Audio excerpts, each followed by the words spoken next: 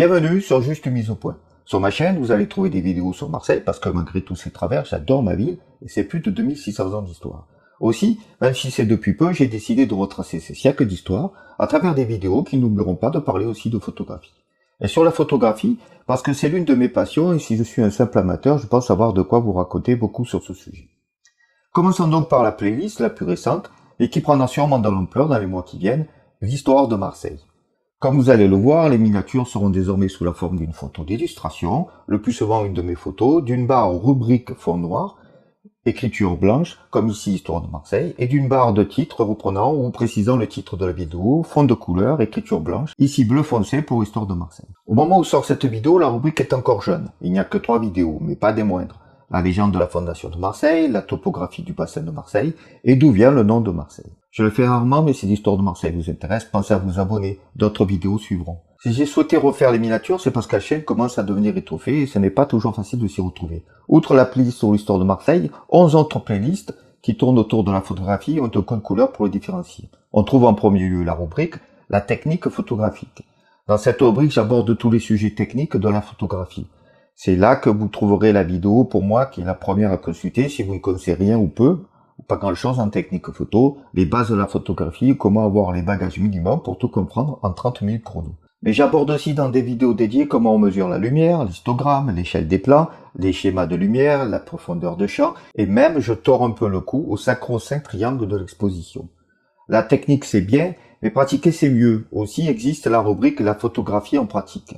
Outre les grandes questions de la photo comme JPEG ou RAW, focale fixe ou zoom, qui turlupinent tant les débutants, c'est dans cette rubrique que j'aborde la grande question « Comment ne plus jamais rater ses photos ?»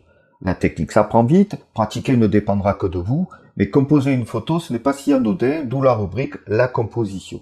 On part du cadre, pas si simple à appréhender, et ne surtout pas négliger. Et petit à petit on apprend comment composer une bonne photo, je ne saurais trop vous recommander la vidéo sur les principes et les lois de la Gestalt.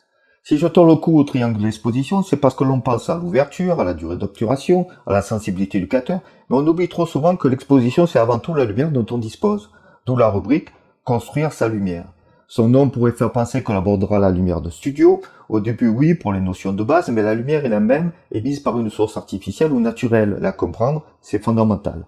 Ce qui nous amène tout droit à la rubrique suivante, les accessoires. Même si je dis souvent que boîtier et un logiciel c'est l'essentiel, il y a des accessoires qui peuvent tout changer dans notre pratique de la photographie. Les connaître, c'est s'apporter un confort de travail non négligeable. Rapidement, vous allez montrer vos photos, une image, ça se partage. Et c'est important de le faire pour s'ouvrir à la critique afin de progresser.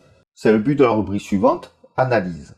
J'analyse les photos des amis lors de nos sorties photos ou pour des sujets de société afin de voir comment tout un chacun peut progresser afin de confronter ce qu'on a appris dans les autres rubriques au moment de la prise de vue. Parmi mes passions, il y a l'astronomie. Et forcément, quand on est photographe, on veut conserver ou sublimer les images incroyables que seule cette activité peut apporter, d'où la rubrique astro.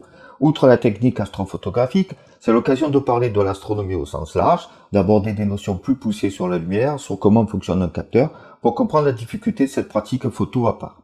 Si vous me suivez ou si vous suivez d'autres photographes, vous allez souvent entendre parler du développement des fichiers RAW. Ça se fait par un logiciel, j'en utilise essentiellement 2, qui ont une rubrique chacun, Lightroom et Darktable. Le premier est payant mais profite de l'intégration dans la suite Adobe, c'est celui que j'utilise le plus. Le second Darktable, je l'adore, et vous avez une vidéo assez complète pour bien débuter sur le logiciel open source et qui s'appelle, je vous le donne dans le mille, bien débuter sur Darktable. Entre la photographie et la vidéo, la pratique du time-lapse a sa rubrique dédiée. Vous en avez déjà plus d'une vingtaine, essentiellement sur Marseille, mais pas que. Faites-y un tour, ce sont des vidéos courtes et pour le plaisir des yeux. Pour terminer, il existe une rubrique vlog où, comme ici, j'évoque des sujets divers et variés sur la photographie, la vie de la chaîne, des coups de gueule, bref, un peu de tout dans une conversation informelle. À très bientôt sur Juste une mise au point.